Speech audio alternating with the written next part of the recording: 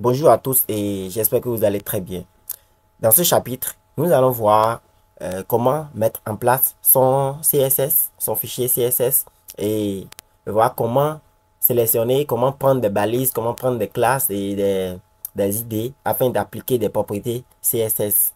Du côté de l'HTML, il nous reste deux chapitres à voir, le chapitre des tableaux et le chapitre des formulaires. Mais avant de les voir, j'aimerais d'abord qu'on aborde et qu'on avance un peu dans le CSS afin de faire les mises en forme de notre page web, de nos pages web. Et alors, c'est quoi le CSS? Comme l'on décrit son sigle Cascading Style Sheet. De manière brève et résumée, le CSS nous permet de faire la mise en forme de notre site web. Et où peut-on écrire le CSS? On a le choix d'écrire le CSS à trois niveaux. Premièrement, nous pouvons créer notre fichier. Nous pouvons créer un fichier à part de type .css. Et là, ça va contenir tous nos codes CSS. Et c'est d'ailleurs la méthode la plus recommandée. C'est ça la plus recommandée. Et tout au long de la formation et dans vos propres projets, vous allez utiliser cette manière-là, cette méthode. Parce que c'est la meilleure. Et nous pouvons écrire le code CSS directement dans l'entête head du fichier HTML. Et là, c'est déconseillé puisque le code sera très long. Le code sera très long puisque on aura écrit beaucoup de choses dans, dans le CSS également pour faire la mise en forme. Pour faire la mise en forme. Donc, écrire du CSS directement là également, ça va vous embêter et tout. Donc, cette méthode n'est pas du tout recommandée. Ce n'est pas recommandé. Et nous pouvons l'écrire directement dans les balises du fichier HTML. Et là, c'est la méthode la moins recommandée. La moins recommandée puisque là c'est à chaque fois, ça dit, à chaque fois que vous allez écrire une balise, vous serez obligé de faire son CSS. Et si vous voulez donner des soulignements, vous voulez enlever des pointillés, vous voulez faire tout ce que vous voulez faire en CSS, vous allez faire ça dans la balise là. Ça veut dire que votre code sera rempli, tellement rempli, chaque balise avec ses propriétés directement là. C'est la méthode la moins recommandée. Et vous pouvez le faire à un moment donné, puisque moi-même je vais le faire. Supposons que vous voulez modifier un template où vous ne savez pas exactement où se trouve le code CSS. Il suffit juste de venir dans la partie de l'HTML et de prendre la balise puis appliquer cette méthode-là. Ça va marcher. Ça va marcher correctement. C'est dans ces cas, il faut utiliser cette méthode. Mais si c'est que vous allez créer tout votre code CSS à ce niveau-là, ce n'est pas conseillé. Il faut vraiment éviter. Lorsque vous créez votre fichier .css, vous allez devoir relier ce fichier à votre fichier .html. Sinon, ça ne va pas marcher. Ça ne va pas marcher. Et pour relier vos deux fichiers, le fichier CSS et le fichier HTML, il suffit de venir dans la partie front de l'HTML et d'écrire link. Et cette balise link va prendre en paramètre, ça va prendre deux attributs, l'attribut rel et l'attribut href. Et rel, ça prend toujours style sheet. Toujours, ça ne change pas. Toujours style sheet. Maintenant, href, nous l'avons vu dans le chapitre précédent où nous avons parlé des liens hypertextes, n'est-ce pas? Nous avons utilisé avec la balise A. Ici, ça fonctionne de la même manière, seulement que ici, nous n'avons pas inséré un lien vers un site web ou un lien vers une page HTML, non. Nous allons indiquer le chemin vers notre fichier CSS. Voilà, ici j'ai écrit style.css. Ça veut dire que mon fichier style.css est dans le même dossier et au même endroit que, que ma page HTML, que mon fichier HTML. Maintenant, si le fichier style.css n'est pas au même endroit que votre page web, que votre fichier HTML, il suffit juste d'indiquer le chemin. Vous écrivez si c'est dans un dossier, nommé dossier, il faut juste écrire dossier et faire slash. Faire slash là comme ça. Maintenant, si c'est encore dans un autre dossier, il faut encore écrire ainsi de suite jusqu'à votre fichier style.css. Jusqu'à votre fichier CSS. Et ouais, vous savez déjà, j'espère que vous maîtrisez ça là déjà. C'est pas maintenant, c'est pas la première fois. C'est pas la première fois que vous voyez ça. On a fait ça dans le chapitre précédent. Et on a également fait ça et avec les images où on indique le chemin vers l'image que nous voulons intégrer. Très simple. La balise span nous permet de sélectionner des mots. Et ça nous permet de sélectionner uniquement des mots. Vous savez, vous voyez Google. La manière dont j'écris Google. Il y a le G qui a sa couleur, les deux O qui ont leur couleur. Le G, le L et le E. Ils ont tous des couleurs différentes. Maintenant, vous voulez donner, et vous voulez faire ça. Vous voulez reproduire Google. Vous voulez reproduire Google avec ces différentes couleurs. Ça veut dire que vous devez sélectionner chaque mot. Le G à part, les deux O à part, le G, le L, le E. Eux tous à part à part. C'est ce à quoi la balise span nous sert. C'est-à-dire pour prendre uniquement ces mots-là. Le G, vous allez en trouver le premier G par exemple de la balise span. Vous n'allez pas quand même utiliser P qui nous permet de faire les paragraphes et pouvoir sélectionner ces mots. Non. Non, non. Donc, et on peut prendre la balise span et faire ça. Les attributs classe et ID que nous avons vus ne sont pas uniquement pour les balises, pour les paragraphes. Non. On peut l'utiliser pour toutes les balises span et div, H1, H2, les titres. Bon, toutes les balises. Toutes les balises. Les sélecteurs universels.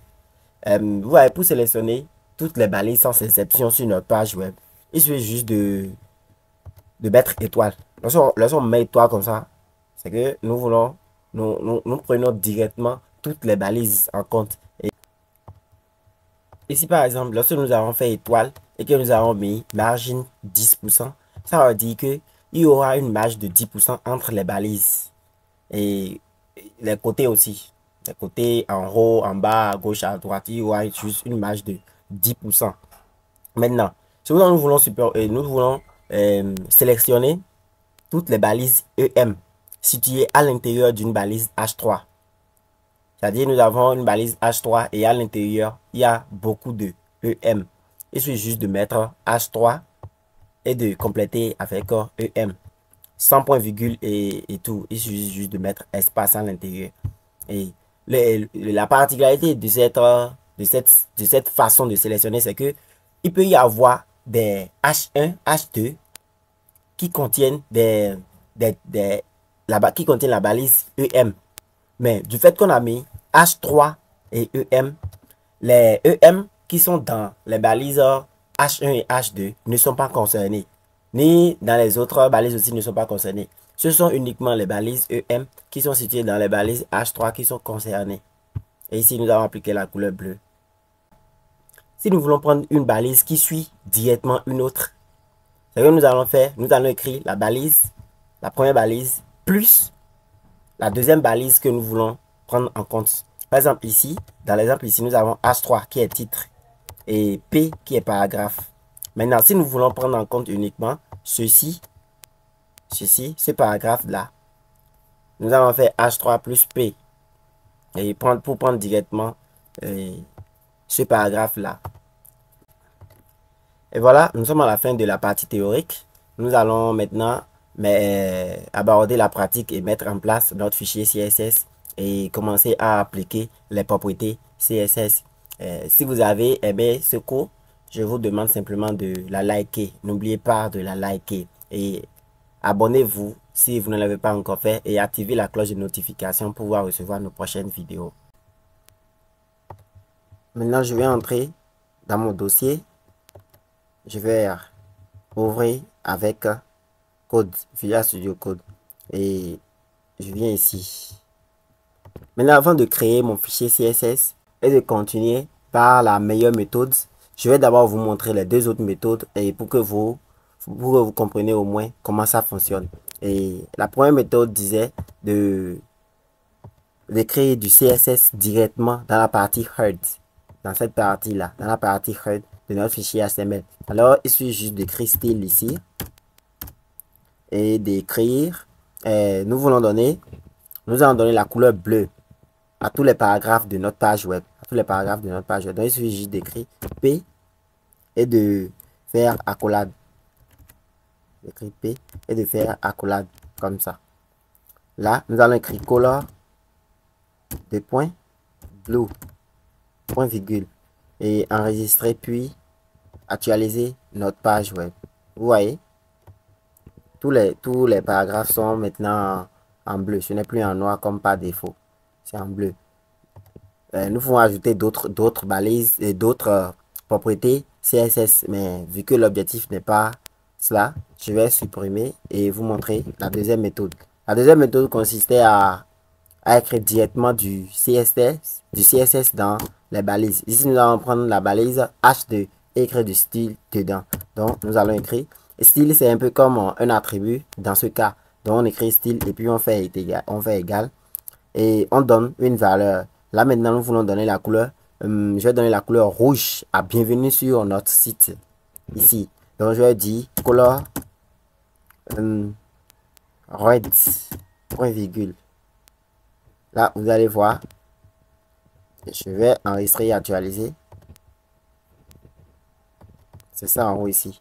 Bienvenue sur notre site. C'est maintenant en rouge. Et si on veut, on peut également continuer. On peut continuer avec des propriétés, mais ce n'est pas l'objectif. Maintenant, je vais également supprimer ceci. Maintenant, je vais créer mon fichier style.css. Là, je vais cliquer sur File, cliquer sur New File. Je vais nommer le fichier style. Style.css et valider. Là, ça va m'ouvrir directement l'explorateur Windows et je vais choisir l'emplacement. Et moi, je vais l'enregistrer dans mon dossier ici. Et je suis déjà là-dedans, donc je vais enregistrer. Et pour ceux qui ne sont pas ici directement, ils peuvent rechercher leur dossier dans l'emplacement à travers l'arborescence. Donc moi, je vais faire, et le nom est correctement écrit, style.css, je vais juste créer create file. Vous voyez, le style.css est là maintenant. Et lorsque je vais entrer dans le dossier, vous allez voir, c'est là, style.css. Ça ne va pas prendre la forme d'un navigateur web, puisque ce n'est pas du HTML.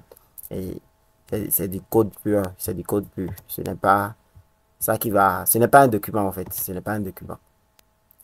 Maintenant, je vais regarder ici, je vais prendre le test.html qui est un peu notre page d'accueil de notre site web. Et je vais sélectionner la balise H3, ceci. Je vais donner la couleur verte. Donc je viens ici, je vais faire H3 et je mets un couleur green, point virgule. J'enregistre et j'actualise. Ouais, il n'y a pas, normalement c'est ceci. Il n'y a pas de changement.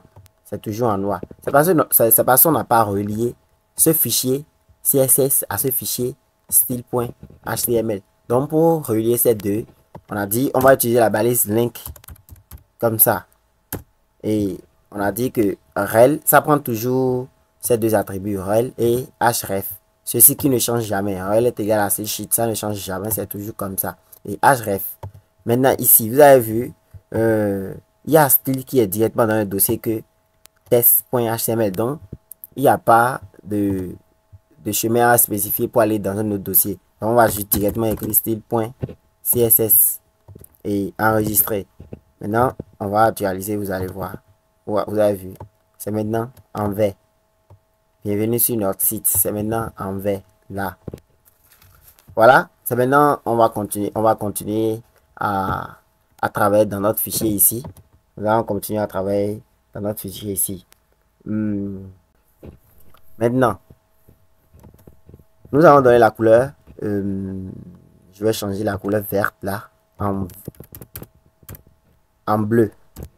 Parce que j'aime la couleur est au moins pure. Et on voit clairement. Comme ça. Ouais, bienvenue sur notre site. C'est en bleu et on voit clairement. Maintenant, on veut également donner à la balise et H4 là, la couleur bleue également. Donc, je vais écrire H4 et faire la couleur bleu et actualiser. Vous avez vu, ça a marché. Les deux sont en bleu. Maintenant, si nous allons procéder de cette manière, nous allons remplir ce code là inutilement. Alors que nous voulons donner les mêmes propriétés aux deux différentes balises là. Donc, il suffit juste de mettre virgule ici, H3 virgule, et de mettre H4. Supprimer ceci. Vous avez vu? Comme ça. Et enregistrer puis actualiser. Il n'y aura pas de changement parce que c'est la même chose. C'est la même chose. Seulement que ceci est un peu simplifié. Donc, il faut toujours procéder de cette manière. Lorsque vous avez, vous voulez appliquer les mêmes propriétés à plusieurs balises, il faut récupérer toutes ces balises et séparer par des virgules et appliquer directement les propriétés que vous voulez. Et maintenant, pour faire les commentaires ici, je vais faire ceci ici. Ici, ce sont les titres. H3, H4, ce sont des titres. Ce sont des titres. Donc, nous allons faire slash et on va faire étoile. Vous avez vu, tout ceci est automatiquement commenté. Là, vous allez voir, lorsque je vais actualiser, il n'y aura pas de CSS. Ouais, il n'y a pas de plus de CSS. Les bleus sont partis. La couleur bleue est partie. Donc, il faut forcément fermer ça. Fermer ça comme ça. Vous voyez, lorsque vous fermez ça comme ça, ceci revient correctement. Maintenant, il faut écrire à l'intérieur et c'est le style des titres. Comme ça. Et enregistrer, puis actualiser. Bon, tout c'est encore là. Maintenant, vous savez déjà, les commentaires ne s'affichent pas sur nos pages web. Et ici, parce que la personne, quelqu'un d'autre va venir ici, il saura que, bon, c'est ici, vous avez fait les titres en même temps. Nous allons parler des classes et des idées.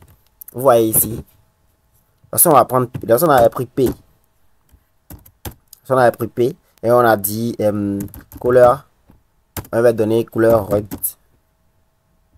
au P et actualiser. Vous voyez, lorsque je fais comme ça, tous les paragraphes sont en rouge. Alors que moi, je vais donner la couleur, pour les fruits, moi, je vais donner la couleur bleue. Et pour ma journée, je vais donner la couleur, je dis, ça va rester sur la couleur rouge. Ici, ça serait bleu en haut et rouge ici. Maintenant, ici, je ne veux pas qu'il y ait de couleur. Ça serait encore en noir comme par défaut. Donc, qu'est-ce qu'il faut faire? Il faut donner des classes. Donc, je vais voir les fruits. Les fruits, je veux que ça soit en couleur bleue. Donc, je vais donner une classe ici. Il y a déjà ID ici, mais je ne vais pas utiliser ID. Je vais utiliser classe d'abord. Après, on va faire les idées. Donc, je fais est égal. Ici, je vais donner, on peut donner n'importe quel nom. Il suffit juste de connaître les noms qu'on avait donnés. Donc ici, moi, je vais mettre les fruits. Les fruits. Désolé. Je vais mettre les fruits. À ce niveau-là, je ne vais plus mettre P. Je vais enlever le P. Parce que je ne veux plus que ça s'applique à tous les paragraphes.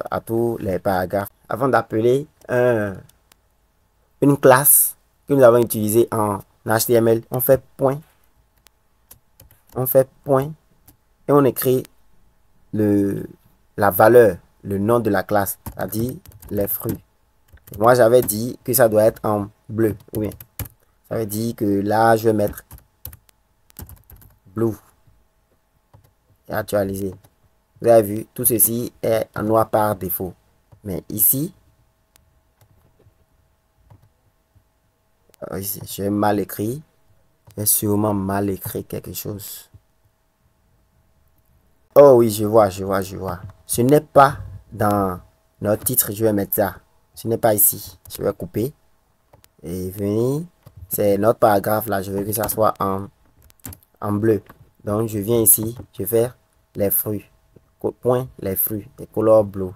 Maintenant, lorsque je vais actualiser, vous voyez, c'est maintenant en bleu. Et pareil pour ma journée. Ici, je viens ici. Je ne vais pas utiliser classe. Je vais utiliser ID pour vous montrer quelque chose. Je vais faire ID comme ça et que je viens ici. Je vais dire, pour pouvoir récupérer les idées de là-bas, on fait dièse. On donne journée. Je ne sais pas comme ça j'ai écrit ça là-bas. Oui, c'est bon. Il faut que ça corresponde exactement à ce que vous avez écrit. Sinon, ça ne va pas marcher. Donc, journée, je vais faire et j'écris color red. Je valide. Vous avez vu, c'est en rouge. Ici, bleu, ici, rouge. Et ici, il n'y a plus de couleur malgré que ce sont des paragraphes également. Donc, c'est comme ça, on utilise les classes et les idées. On utilise les classes et les idées. Maintenant, nous avions parlé des spans pour pouvoir récupérer des mots uniquement, chaque mot. Donc, nous allons essayer de créer Google. Nous allons essayer de créer Google. Je vais faire H1. Et là, à l'intérieur du H1, nous allons écrire Google. Et je vais actualiser. Vous allez voir. Tranquille. C'est en haut ici. Google. Ça reste les couleurs. On va essayer de venir voir les couleurs. Il y a les deux G qui sont en bleu. Donc, le O, un O qui est en rouge, un qui est en jaune et l'autre E en rouge. Donc, pour pouvoir sélectionner chaque mot, on a dit qu'on va utiliser span. Et on va donner les classes pour pouvoir sélectionner chaque mot. Donc ici, premièrement, nous voulons sélectionner G. Les deux G sont en rouge. Non, les deux G sont en bleu. Donc, il faut que je sélectionne les deux G là. Et je vais mettre, premièrement, je vais mettre le G ici. Je fais. Ensuite, nous avons le O. Notre premier O. Notre premier O qui est, je dis, c'est à quelle couleur? Ça a la couleur rouge. Donc moi, je vais mettre O red pour pouvoir me aider puisque c'est deux O. C'est deux O. Donc, je vais également coller ici et mettre deuxième O. Ce O, c'est jaune. Donc, et O yellow. Je vais mettre le O. Je vais encore coller et mettre. Il y a maintenant quoi? Il y a maintenant le G. Donc, il y a la classe G. Et je mets le G là encore. Ici, je ne vais pas changer la classe. Puisque les deux G sont la même chose, ont la même couleur. Donc, je n'ai pas besoin de changer de classe pour les deux. Lorsque je vais prendre une seule classe et attribuer, lorsque je vais attribuer la couleur rouge à G, les deux G auront la même couleur. Donc, on passe maintenant au L. Nous avons L. Et ici, nous avons L. À ce niveau, le L est en vert. Donc, bon, ici, il n'y a pas de répétition. C'est seulement un L. Donc, je peux mettre L tout court. Sans problème. Ensuite, il y a E. Le E est en rouge. Ça veut dire que je n'ai pas besoin de changer. Je vais directement mettre aussi O red. O red. Voilà. Maintenant, je vais actualiser. Il n'y aura pas de modification pour le moment. Il y a erreur quelque part. Je n'ai pas mis span. Donc, je dois mettre span au début de chaque classe. Comme ça. Il ne faut pas faire des erreurs comme moi. Hein. Il ne faut pas faire des erreurs. Il faut bien regarder. Il faut bien écrire parce que vous allez vous perdre. Il faut bien regarder. Maintenant, c'est bon. Je vais actualiser ma page maintenant. Google est là et en forme. Maintenant, nous allons prendre chaque classe. Je vais faire un petit commentaire pour dire c'est le style de Google. Je ferme. Maintenant, je viens en bas. Premièrement, nous avons dit, premièrement, j'ai utilisé le G là. Le G ici. Et dans Google, le G est bleu. Donc, je viens ici. Je prends le point. Je prends point G. Je ouvre les accords. Je mets color blue. Ça fait. Ensuite, j'ai quoi? Ensuite, j'ai notre O red, O red, qui est en rouge également. Donc, je fais point, O red. Je fais comme ça. Il y a couleur, je mets red. Ensuite, j'ai quoi? J'ai le O yellow.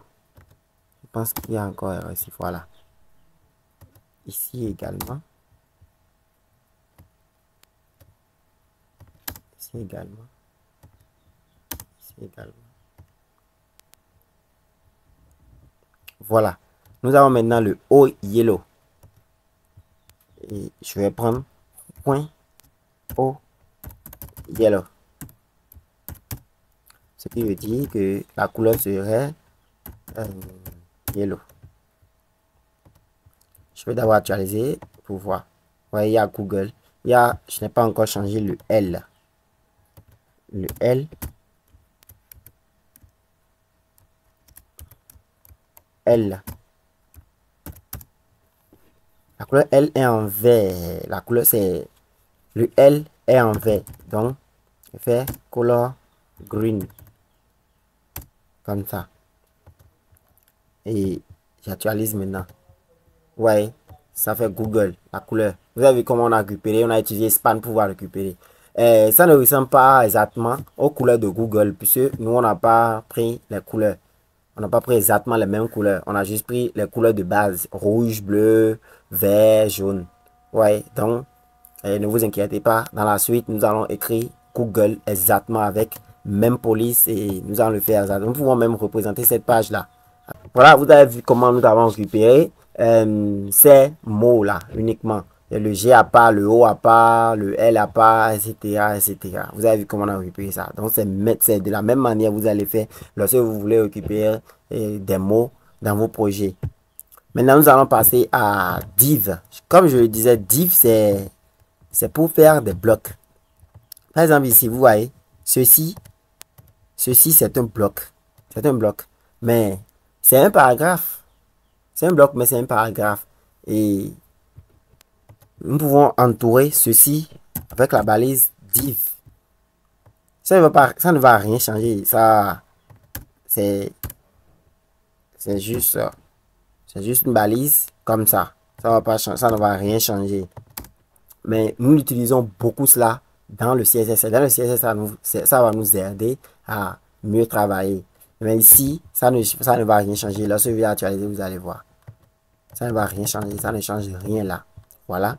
Maintenant, pour sélectionner tout ce qui est sur notre page web, très souvent on le fait en haut ici. On écrit, on fait étoile.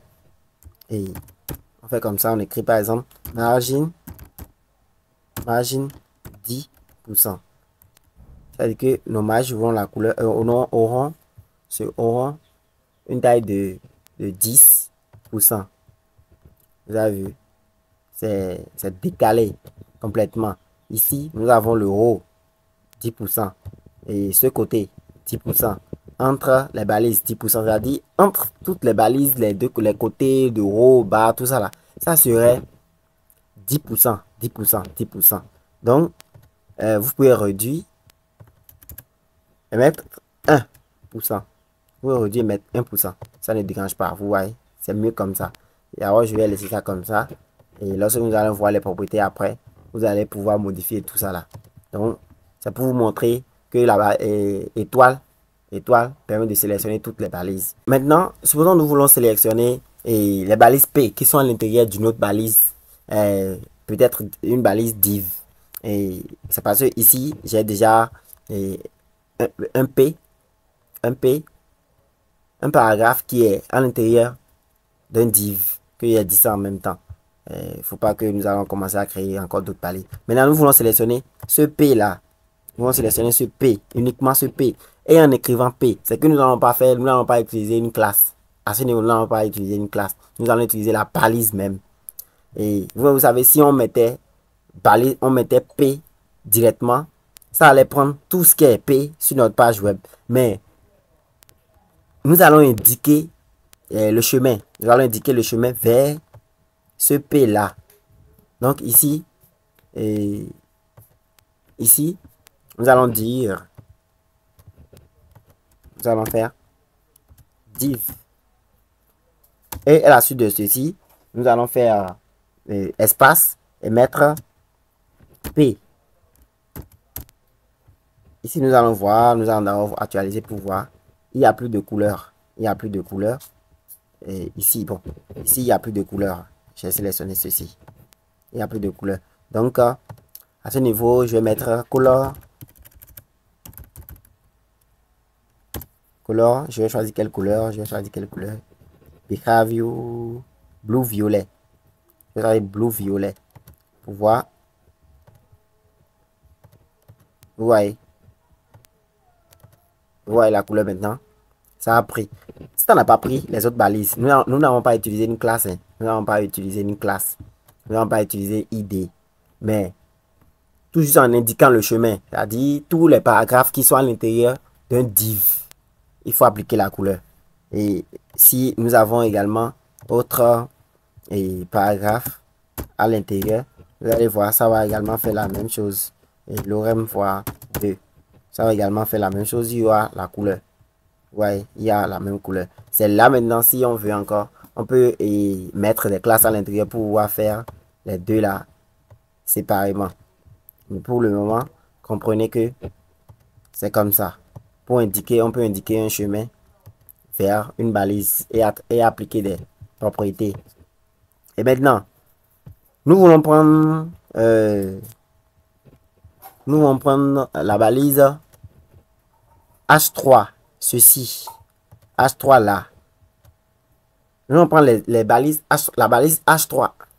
Maintenant, nous voulons prendre la balise H3 qui suit directement une autre balise. Une autre balise. Ici, par exemple, nous avons H3 qui suit H2. Donc, même si ailleurs, nous avons H3 et les titres. Nous avons H3. Nous avons H3.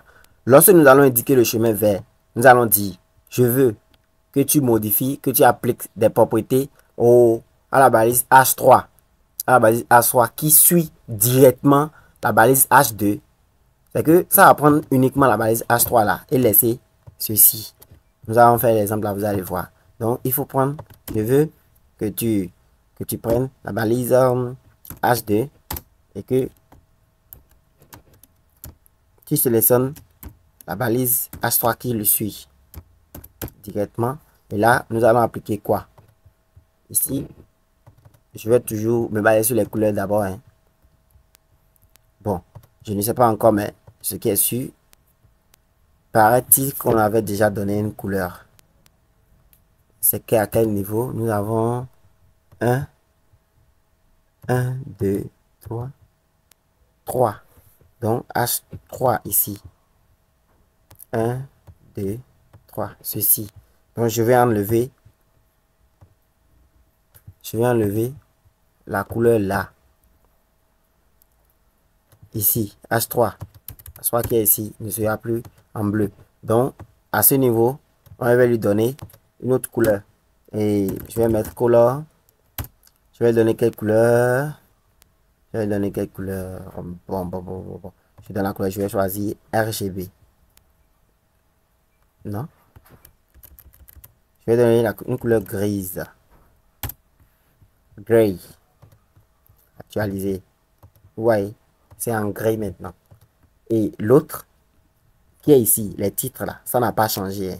Ça n'a pas changé. C'est parce qu'on lui a indiqué que de prendre uniquement la balise H3 qui est en dessous de la balise H2. Mais je vous rappelle, lorsque on aura ceci qui va se répéter ailleurs encore, ceci qui va se répéter encore ailleurs, par exemple ici, ça va appliquer à la balise H3. Vous allez voir, ça va appliquer. Parce qu'il y a déjà H3 qui suit. Voilà, il y a déjà H3 qui suit un H2. Voilà un peu comment ça marche. Et nous sommes à la fin de de ce chapitre où nous avons mis en place notre fichier CSS pour pouvoir travailler. Et dans le chapitre prochain, nous allons voir maintenant les propriétés. Nous allons voir les propriétés pour pouvoir commencer à travailler correctement et à faire la mise en forme de notre site web. Et j'espère que vous avez noté tout ce qu'on a fait ici. Si vous n'avez pas compris quelque chose, mettez-moi ça en commentaire pour que je vous l'explique correctement. Likez la vidéo si vous avez aimé et abonnez-vous si vous ne l'avez pas encore fait et activez la cloche de notification.